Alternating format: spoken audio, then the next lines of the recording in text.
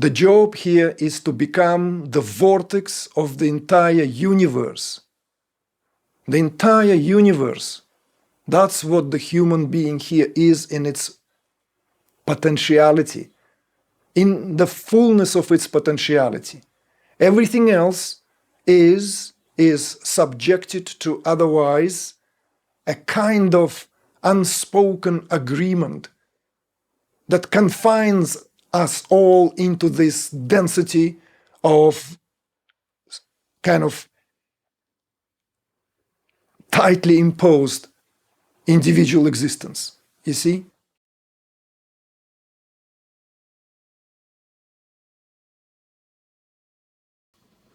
The second one is loosely titled Etiquette, Comfort and the Field. Short background. Thank you for the opportunity to join you on Saturday. I'm very much looking forward to it. I do have a few questions regarding live immersions. Well, perfect, because that's what we are here for.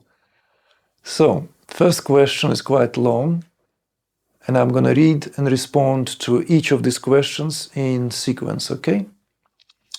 I'm wondering whether there is any expectation regarding the etiquette of what isn't acceptable to share in these gatherings. For example, I'm experiencing a lot of vocalizations at the moment, and I'm wondering if it's okay to allow this to be released, because obviously I wouldn't want to disturb other people's meditations. On the other hand, I'm not sure if I would be able to relax enough to allow any form of Kriyas to express, or whether my natural inhibitions will suppress them. So, well, let me reassure you, that's the whole point of our programs. The whole point of our programs.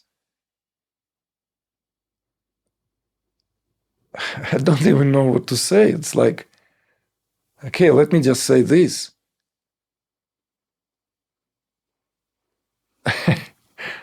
Sometimes when I feel that there is somehow holding back, I walk around and I almost encourage people to kind of, loosen up and, let the head down. You see? Almost encourage that. At other times, I not encourage that. I actually am in the field, walking there with my shawl and causing havoc at every step, okay? Because it's too neat and tidy. I'm joking. I'm just like, come on, folks. It's Saturday afternoon here in Mallorca, sunny Mallorca. But those of you who have been at programs and know, yes, it's a serious business. If I take my shawl, I mean business. You want to know what's happening? I'm happy to talk about it. Not in this format. Come to the Immersions. I may talk about this more candidly. It's not everything goes. It's not shaman, this, today shamans, everyone is a shaman as long as the ayahuasca is served. No. It's a serious, very responsible job, okay? A lot goes into it. You studied pranic healing or advanced levels of Reiki, you know exactly what I'm talking about. There are systems, there are ways of how it's done. Connection, symbols, deities, license. No license, sit down and don't walk around. License given, do your job. Okay? Just in a nutshell. At other times, when I feel there's too much havoc in the room, chaos begin to reign. I begin to redress this in a different way. I begin to direct. I begin to speak to those where I feel we've entered a loop situation like.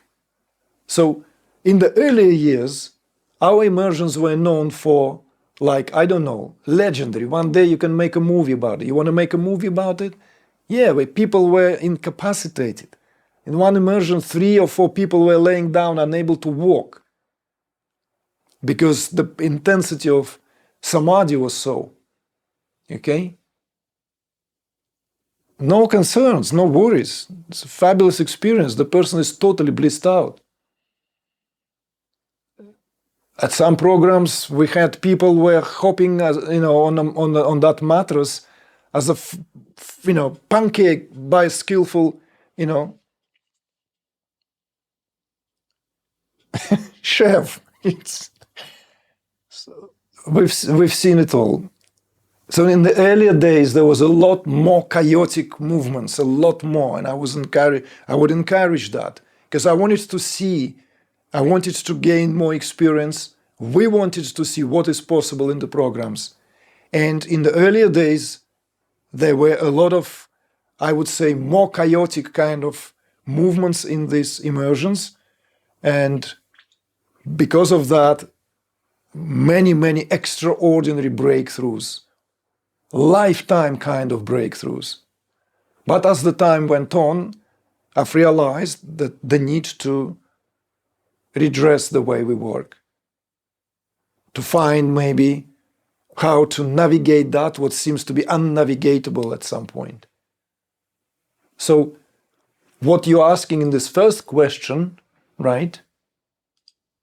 No one even ever been told off by screaming at the top of their voice, let alone vocalizing. You see? People never, ever been asked to curtail and hold back. And that's what make our work, excuse my French, damn unique in every way. Because it combines, so like, you want me to saddle my white horse now? I can do that. Our work combines here in one immersion extraordinary delivery of supreme spiritual knowledge during the time of the discourses. Not just your usual kind of like blah, blah, blah, the power of now, your awareness. No. This is like I didn't come to this work to talk about nonsense. When we talk about that, let's talk about what have been dubbed as the greatest secret or the loftiest, the last kept best secret of Indian culture, the whole civilization. As Kashmir Shaivism has been dubbed by the likes of Romain Rolland, Rabindranath Tagore, Ananda Kumaraswamy. Trikka Shaivism is the best of what Indian civilization has to offer. I mean, ponder on that for a sec.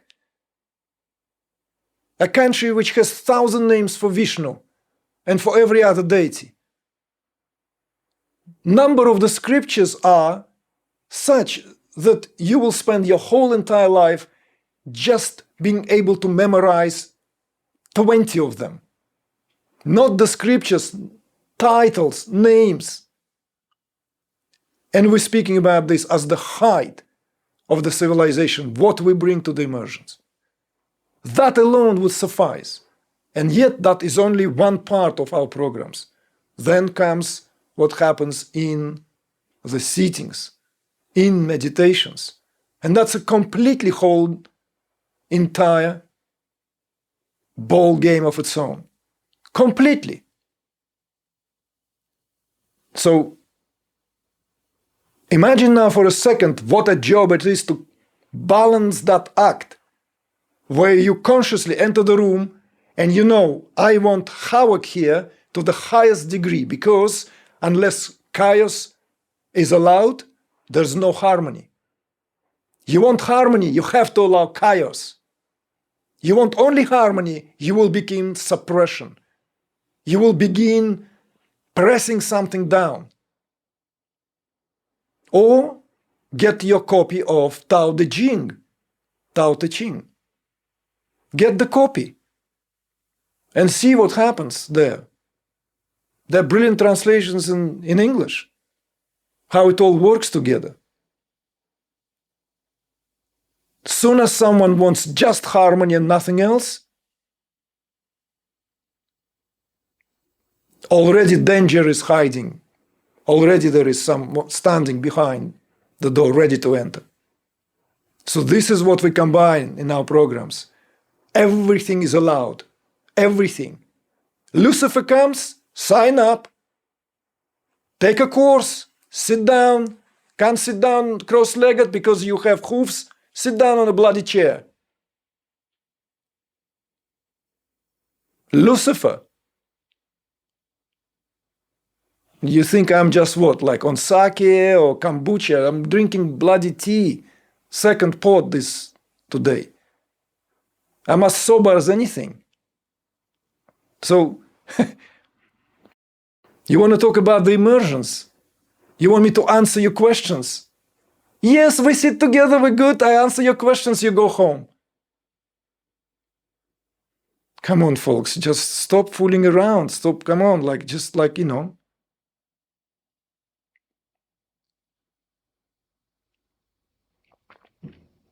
So, it's nothing to do with the question itself, please. Please, Joanne, don't you just start running for cover. Brilliant question, and I hope this will serve as some form of an answer. Second question from Joanne. This is a particular question. When I watch video footage from your immersions, everyone seems to be sitting on the floor cross-legged, and I'm concerned that I won't be able to do that for any significant length of time due to hip pain. I usually meditate on a chair at home. Is this an option for people like myself? The short answer is yes, obviously. It's nothing new about that. We always have some people who are simply not able to or not in habit of sitting on the floor. They don't belong to that tradition, or they're recovering from trauma, or they have this or that alignment. So that is the short answer. There are always chairs available. The longer answer is that I always encourage people to give it a go. And let me just again saddle that bloody white horse and tell you that we had people who are in their 80s and they thought that they can never sit down cross-legged, come to the program, and by the end of the program, they sit on the floor, beautifully cross-legged, and they don't want anything less. Not just that, we had examples of people with traumas, spine injuries, hip injuries, knee injuries coming. As long as we prop them up, there's a ways of how to prop up, there's way how you can sit on the floor, ride the position, elevate, hips, support yourself, firm cushions, bolsters. And even if you try, for some time, you will be better off because this creates a more grounding way for tantric way of meditation. That's as simple as that. So, between the short and the long answer, I hope that clarifies this. If people cannot absolutely sit on the floor, of course they sit on the chairs, and sometimes people sit on the floor during meditations and they feel like, well, you know, in the evening Q&As in particular, we always have a row at the back, those who prefer to sit on a chair to give the spine a break, and, you know, although I can tell you, my mother, in her 80s already, you know, you tell her, relax, sit down, relax, mom, relax. And you push her gently so that she relaxes on the chair. And she is like this Russian doll, Vanka Vstanka. She goes back again and like this. Spine upright, always. You know, this noble upbringing. Not like this, like, you know, like, no, her spine was always upright like this. Always. Amazed me. So I would tell you that spine, awareness of the spine, as awareness of the breathing, are somatic signs of higher consciousness in the body. When we are unaware of our spine, is because there is still disparity. Psychosomatic, somatopsychic disparity. We still haven't aligned ourselves. I'm not talking about always feeling like a fresh cucumber. Don't get me wrong. On some days we feel like we're flying, barely touching the ground. At other days we feel like, yeah, you know what, I want to feel lower to the ground. I feel like lying down, laying low. I'm not talking about that. But in our day and age, in our culture, spine is forgotten, okay? And this is what our work is also, is recovery of that. Because the spine is the recipient of energy at all times, not just at sometimes. There's always pranic currents up and down through our spine, you see? In fact, I will tell you this, when you feel tired, right? And you want to meditate against the wall, you will not have a sign of relief unless you will align your spine and meditate freely like a stalk or like a bamboo plant and allow your spine to freely open itself up.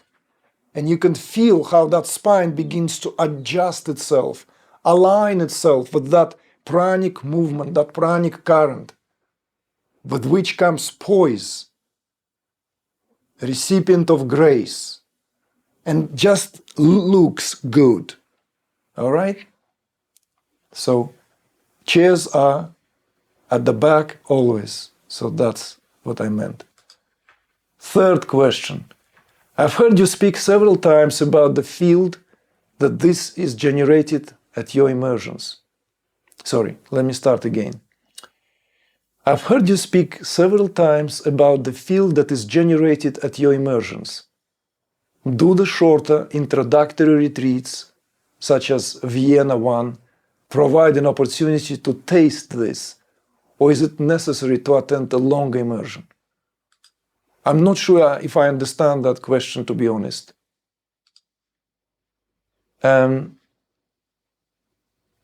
Or is it necessary to attend a longer immersion? All right, let me be clear. Maybe I misunderstand this a little bit.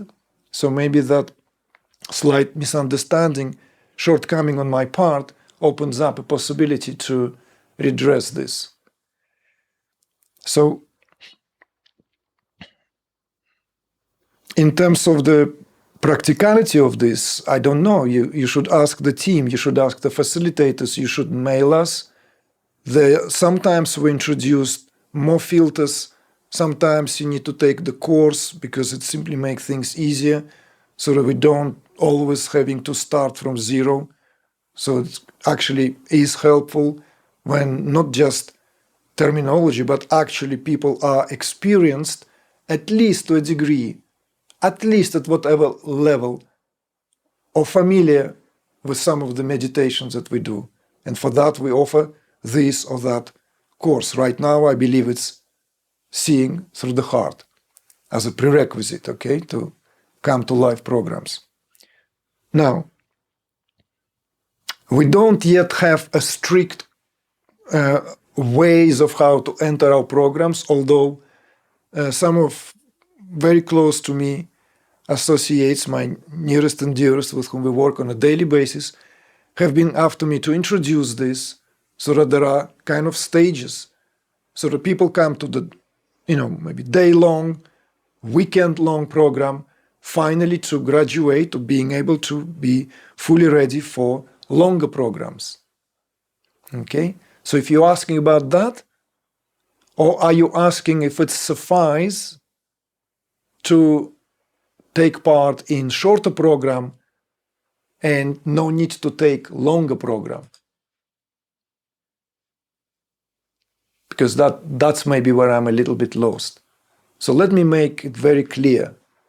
And yes, of course, with us all being victims of the loss of innocence, everything someone says, when it somehow has an aspect of them benefiting from it financially or otherwise, everything is taken with a pinch of salt, because skepticism is our shell. It protects us from being taking advantage of. But if you ask me personally, like literally, like sincerely, if I can allow this, I will tell you, if you consider coming to one program only, or 2 programs only, or 3 programs only, nothing of value will be of that except of some value. You need to commit to something for a while to truly benefit from it. And once you will experience it and once it touches you, you would want to be in these programs every single, quarter of a year. This is what I would tell you sincerely.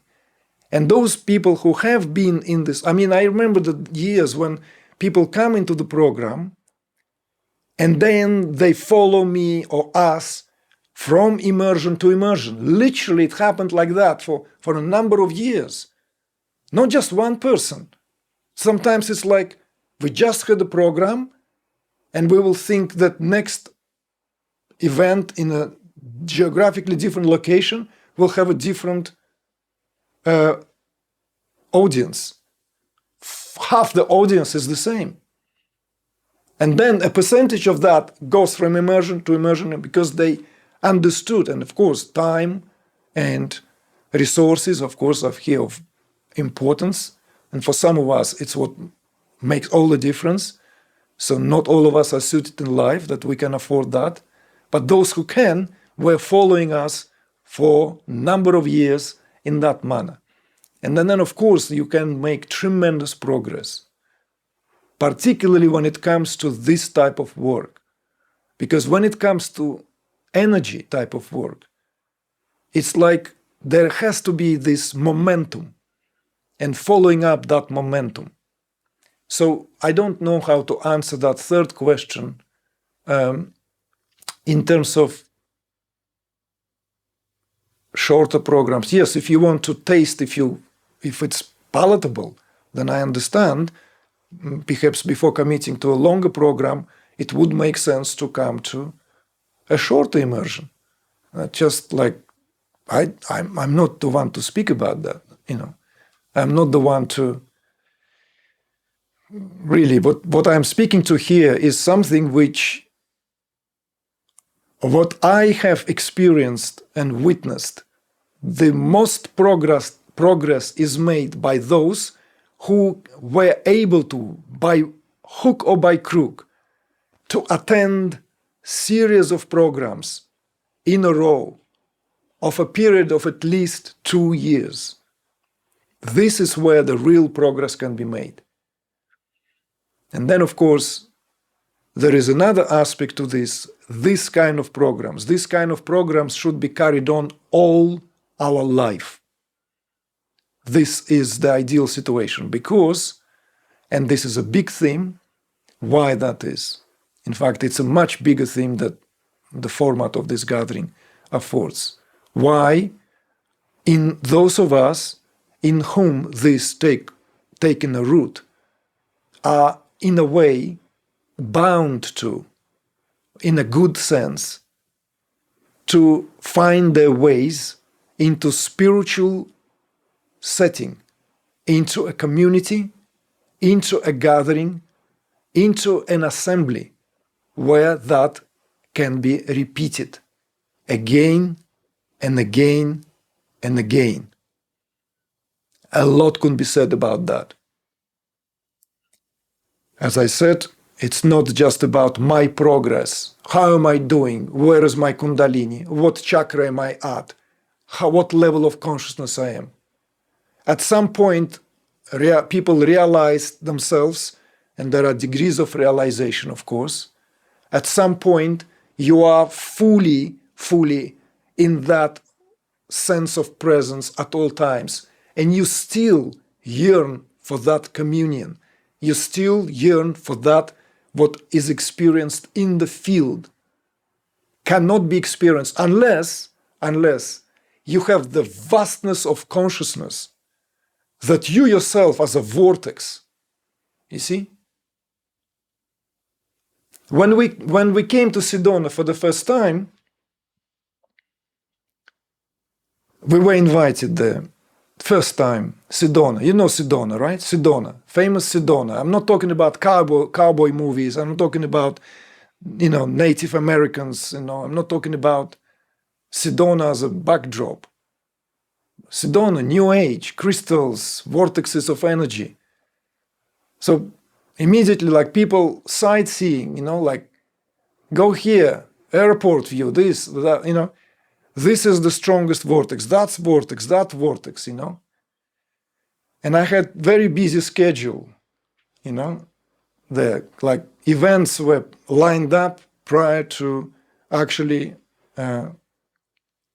whatever that, I think first there was this long weekend, 4-day immersion, but there were many, many talks in various kind of settings in Sedona. So people ask me there at one of the gatherings, so like, what do you think about your vortex, our vortexes here? Have you experienced that vortex? What do you think about that vortex? And by that time, I got quite frankly kind of done with all this vortex kind of, and everything. And I said, my dear, once you have your own vortex going on, whatever vortex you go in, you are in the vortex. So to me, like none of these vortexes that I've been here overcome, or rather overshadow, that what is experienced here now for years. Okay, because I got, quite frankly, a bit tired from all that, because all this, in that vortex, these chakras are activated, and in another, you have to be careful in this other vortex, unless you mean it, don't go there, because your heart chakra will open up like this, and you will become so expansive, you might not be able to do any job, and like, the job here is to become the vortex of the entire universe. The entire universe. That's what the human being here is in its potentiality, in the fullness of its potentiality. Everything else is subjected to otherwise a kind of unspoken agreement that confines us all into this density of kind of tightly imposed individual existence. You see? I would like to speak to this. I don't know when it would be possible. What happens in vocalizations in our programs with regard to the awakening of the electromagnetic field of the planet Earth itself, because that's what's the most important. That's why the sum total of what happens in our programs way exceeds any individual progress can be made there.